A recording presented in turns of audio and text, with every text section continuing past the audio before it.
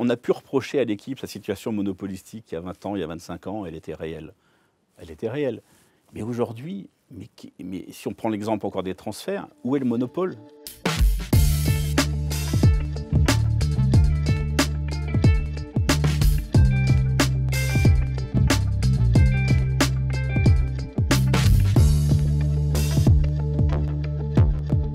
Bonjour Vincent Duluc, Bonjour. journaliste au sein du quotidien L'Équipe, vous intervenez aussi régulièrement sur la chaîne L'Équipe 21.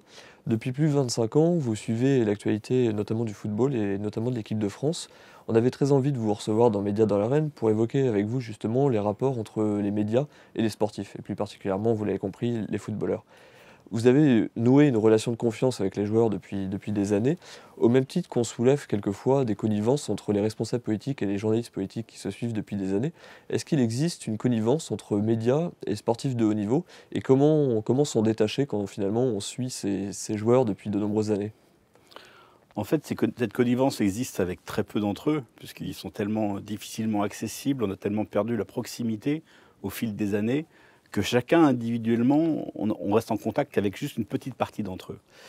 Donc la connivence existe individuellement, mais je pense qu'elle est lissée par l'effet collectif. C'est-à-dire que quand on suit un match de l'équipe de France, qu'on est 5 ou 6 envoyés spéciaux de l'équipe, chacun va être plus proche de 2 ou 3.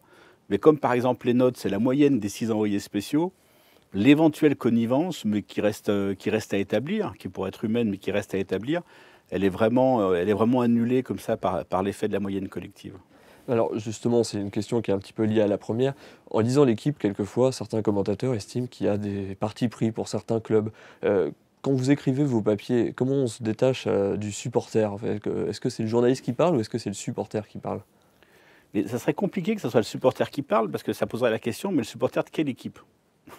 C'est-à-dire que je pense que nous tous qui suivons le foot à l'équipe, on a tous des équipes préférées, mais parfois elles ne sont pas dans Ligue 1 d'ailleurs, et parfois elles ne sont pas dans le champ des équipes sur lesquelles on travaille. Je pense que c'est pas quelque chose qui se voit dans le journal, à mon avis. C'est pas quelque chose qui se voit. C'est quelque chose dont on est soupçonnable, c'est quelque chose dont on est accusé. Pour moi, c'est pas quelque chose de vraiment réel. C'est pas quelque chose que je retrouve dans les papiers.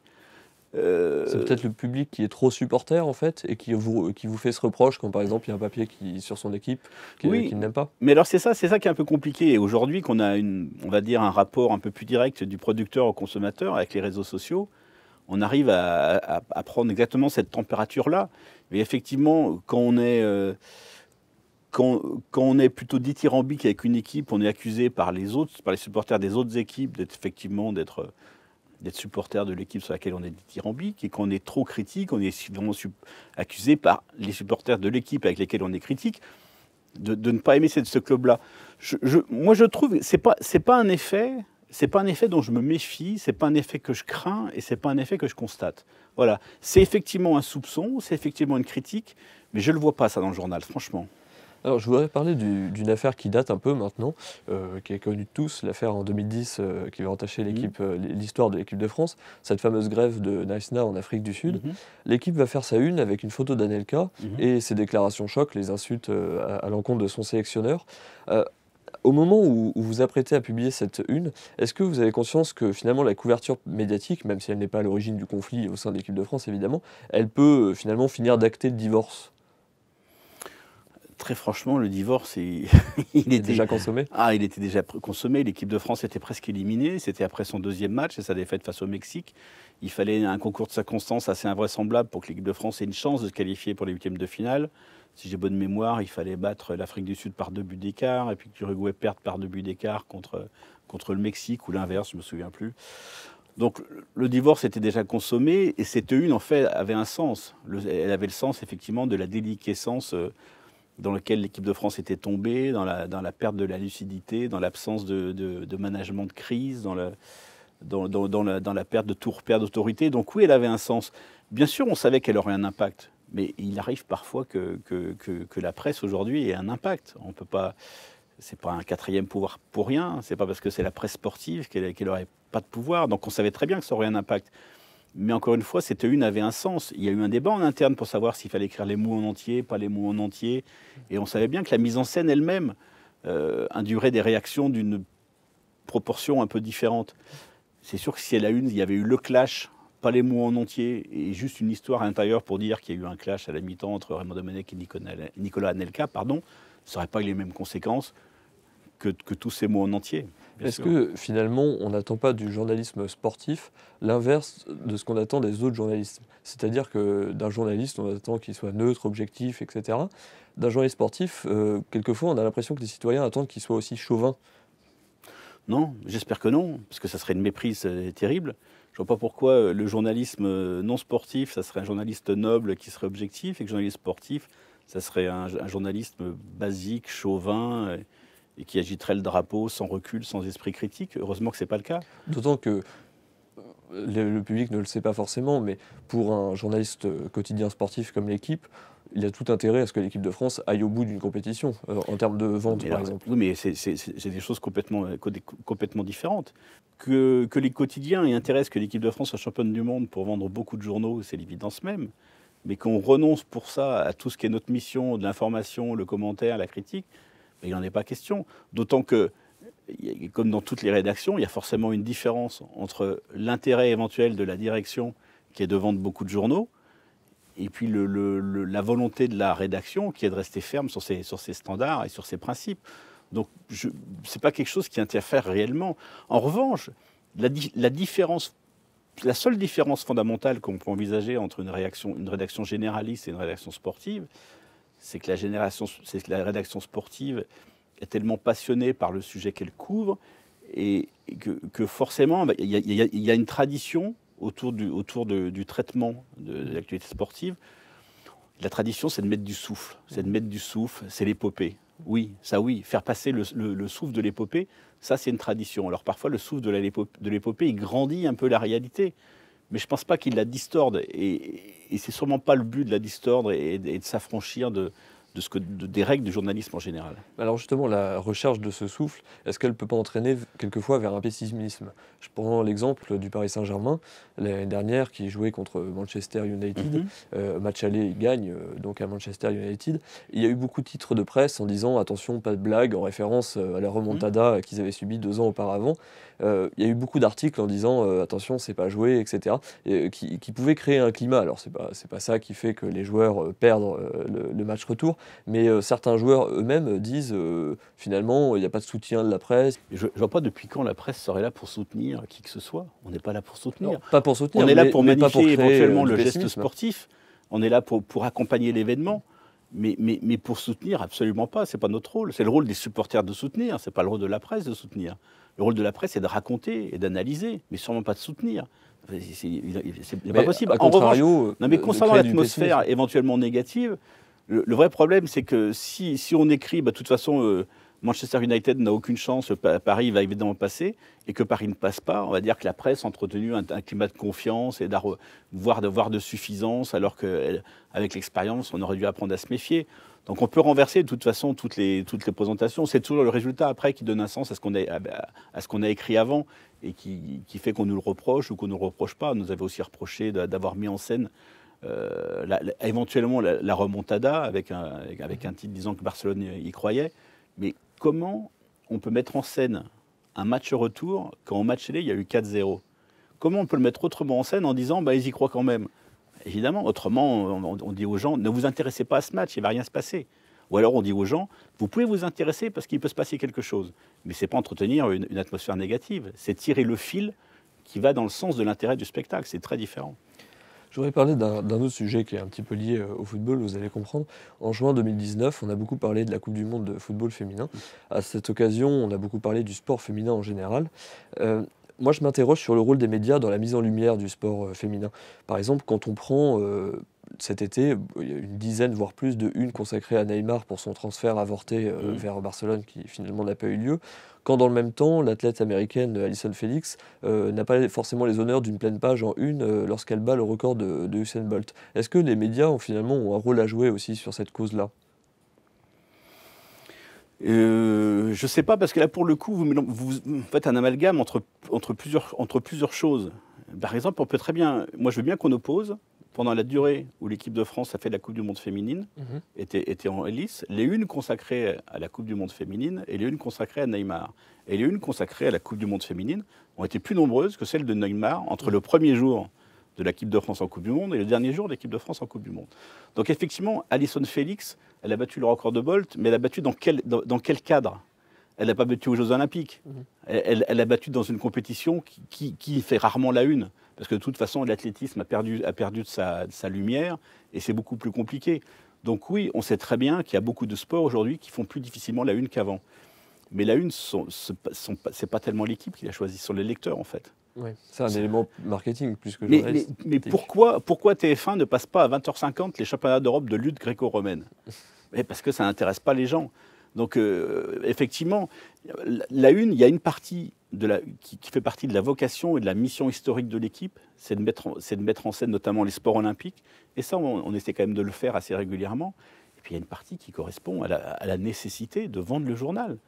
Et je veux dire, on est une entreprise qui cherche à vendre le journal. Et aujourd'hui, vendre un journal, et tout le monde est bien placé pour le savoir, c'est difficile de vendre un journal papier. Il n'y a plus de kiosque, voilà, il faut s'accrocher.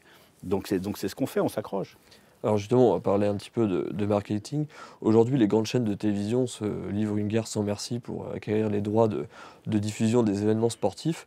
Dans quelle mesure le droit à l'information sportive est-il menacé dans ce cadre-là? Jusqu'à maintenant, je n'ai pas l'impression qu'il soit vraiment menacé. Mais il a évolué, c'est évident. C'est-à-dire que forcément, aujourd'hui, les ayants droit vampirisent un peu les zones de proximité dans les stades. Quand la presse écrite, quand les joueurs arrivent en zone mixte de Ligue des Champions pour la presse écrite, ils arrivent tout au bout des zones télé, ayant droit, non ayant droit, des radios. On est vraiment tout au bout de la chaîne et ils s'arrêtent ou ils ne s'arrêtent pas. Donc là-dessus, ça a un impact. Mais jusque-là, sur le traitement de l'info lui-même et sur l'accès au stade et au match notamment, au niveau de la presse écrite, il n'a jamais été question qu'on paye encore jusque-là, par exemple. Alors que les radios, notamment en Angleterre et dans certains pays, payent leur accès au stade encore. Alors, en juin 2019, Kylian Mbappé, qui est donc l'une des grandes stars du football français aujourd'hui, fait une déclaration un peu fracassante au trophée UNFP, qui récompense les meilleurs joueurs du championnat, en laissant sous-entendre qu'il pourrait potentiellement quitter le Paris Saint-Germain pour aller vers un autre défi. À ce moment-là, on sait que ces stars-là, ce sont des stars du ballon rond, bien sûr, mais c'est aussi des produits marketing qui ont compris les codes des médias. Quand on voit des débats, par exemple à la télévision, où les journalistes sportifs vont ressasser cette histoire, vont essayer de faire différentes analyses, on a l'impression que quelquefois, finalement, ils tombent dans le panneau de la déclaration du joueur qui a bien compris que de toute façon, avec cette déclaration, il va faire un tapage médiatique. Est-ce que les journalistes se prennent pas un peu trop facilement au jeu que mènent finalement les joueurs? Je ne comprends pas cette critique pour le coup, mais je la comprends vraiment pas. Donc quand Kylian Mbappé profite d'une soirée de récompense collective pour avoir un discours individuel sur son avenir et fait passer un message volontairement pour dire « je ne sais pas si je vais rester », il faudrait donc qu'on ne le traite pas sous prétexte qu'il l'a dit à dessein. Mais le fait même qu'il l'ait dit à dessein, c'est une information et c'est quelque chose qu'il faut analyser. Je ne vois pas comment on peut délaisser ce matériau sous prétexte qu'il l'a choisi. C'est-à-dire quand en politique, un homme politique choisit de faire une déclaration et dont il sait qu'il va créer le buzz, est-ce que la responsabilité des journalistes est justement de ne pas traiter cette information sous prétexte qu'elle fait partie du buzz? Non, mais on pourrait faire la même remarque finalement à des analystes politiques qui justement entretiennent le buzz qui n'a pas forcément vocation à être entretenu. Donc il faudrait qu'individuellement, chaque journal ou chaque titre ou chaque média choisisse de ne pas parler d'un sujet dont tout le monde parle. Est-ce que c'est la vocation des journaux de ne pas parler d'un sujet dont tout le monde parle? C'est un risque à prendre de se détacher aussi. Mais quel est l'intérêt de se détacher de ce qui est une information? Quand Mbappé vient parler pour dire « peut-être que je vais partir », alors qu'il n'avait jamais dit ça, je ne vois pas comment on peut ne pas en parler. Ce n'est pas parce que lui a choisi l'agenda qu'on ne va pas en parler. De toute façon, c'est comme quand on négocie pendant 6 mois pour avoir une interview avec un joueur, comme un homme politique avec qui on a négocié pendant 6 mois.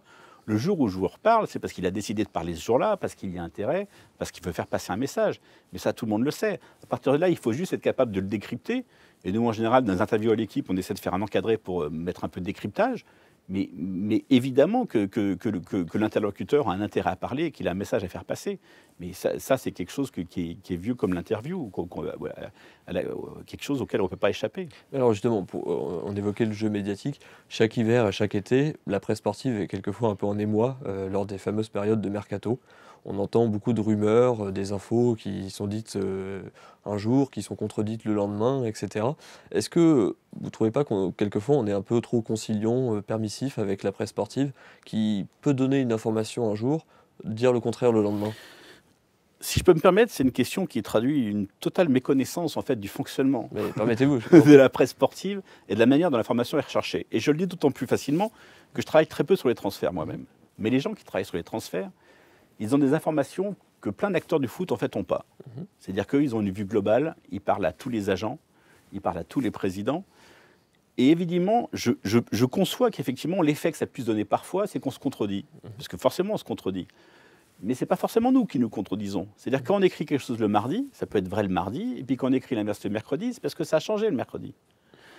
Si on prend l'exemple, par exemple... Il y a une course à l'information qui s'est mise en place. Mais il y a une course à l'information partout, tout le temps, qui n'est pas liée à la presse sportive. Simplement, effectivement, la course à l'info pour le mercato, ça l'exacerbe. Parce qu'il y a, voilà, il y a vraiment des enjeux, on va dire, un peu plus importants, un peu plus visibles, et ça l'exacerbe. Et c'est vrai qu'il y a des médias qui prennent parfois des risques en annonçant des choses, sans en être totalement sûr et sans recouper les sources. Il se trouve qu'à l'équipe, comme on est le média dominant, on peut difficilement se le permettre et qu'on prend moins de risques. On essaie quand même plus de le vérifier. Et ça ne veut pas dire qu'on ne va pas annoncer un jour un truc le mardi et qui va pas être démenti le mercredi. Le dernier truc en date, c'est le changement d'entraîneur à Lyon. Au début, on pensait que Laurent Blanc était favori. Au dernier moment, le samedi, il y a un autre média, un autre journal qui a annoncé que Gourvenec s'était fait. Et nous, un quart d'heure après, on nous a dit « Ah non, ça va être Rudy Garcia ». Peut-être que quand l'autre média a annoncé que Gourvenec s'était fait, c'est peut-être vrai, c'est peut-être le matin, c'est peut-être la veille, c'est tout à fait possible. Il y a eu des entretiens successifs, il y a eu des vérités successives. Donc en fait, contrairement à ce que les gens pensent, les informations contradictoires sur les transferts, elles ne sont pas le fait d'approximation. Elles sont au contraire le fait que les journalistes de sport sont beaucoup plus au cœur de l'info et de ce qui se passe que ce que les gens imaginent. C'est-à-dire, je vois comment la mécanique fonctionne de l'intérieur, et c'est quelque chose d'assez fascinant. C'est-à-dire que, voilà, parfois les journalistes savent exactement qu'il y a un rendez-vous avec tel agent, tel club, tel joueur à telle heure, et à la fin de le rendez-vous, dans les 5 minutes, ils savent exactement ce qui s'est dit. Donc parfois ça change, parfois les agents changent d'avis, parfois les joueurs le matin veulent partir dans un club et l'après-midi veulent partir dans un autre. Mais le côté on est plus conciliant que les journalistes sportifs, très franchement, je ne suis pas sûr qu'il y ait beaucoup d'aspects dans le journalisme généraliste qui soient aussi casse-gueule, aussi difficiles et dans un milieu aussi violent que les transferts dans le foot. Pour reprendre un exemple d'actualité récente avec l'affaire de Xavier Dupont de Ligonnès, beaucoup de médias se sont excusés à raison après avoir donné une fausse information. Mais finalement, est-ce que les journalistes sportifs n'ont pas intérêt à attendre la signature pour annoncer un transfert, tout simplement? Si c'est le monde que vous voulez, ça veut dire que la communication a remplacé l'information. Ça veut dire qu'on attend que ça soit officiel pour annoncer les choses. Mais si on attend que ça soit officiel pour annoncer les choses, il n'y a plus d'information, il n'y a plus que de la communication. Aujourd'hui, l'équipe est le seul quotidien sportif français, ça sera ma dernière question, quand d'autres pays européens ont, eux, plusieurs titres. Est-ce que ça assure, par exemple, pour l'équipe, un certain confort? Je le cherche encore, le confort. Non, très franchement, on a pu reprocher à l'équipe sa situation monopolistique il y a 20 ans, il y a 25 ans, elle était réelle. Elle était réelle. Mais aujourd'hui, mais si on prend l'exemple encore des transferts, où est le monopole? Il n'y a pas de monopole. La concurrence n'a jamais été aussi forte. Elle est forte en médias papier avec le Parisien, avec le Parisien et aujourd'hui en France. Elle est forte en termes d'infos avec RMC, avec Foot Mercato, avec tout ce qu'on veut, avec les réseaux sociaux, avec parfois des médias qui sont proches, qui sont des faux médias, qui sont proches des clubs. Par exemple, Paris United avec le PSG. Donc voilà, donc la concurrence, elle n'a jamais été aussi forte. Donc le monopole, oui, il y a un seul quotidien sportif en France, mais il n'y a jamais eu autant de journalistes qui travaillent chaque jour sur l'information sportive. Donc c'est un monopole très relatif et qui, pour moi, a explosé par rapport à la situation d'il y a 20 ans ou 25 ans en arrière. Ce sera le mot de la fin. Merci beaucoup Vincent Dubuc. Merci d'avoir répondu à la question.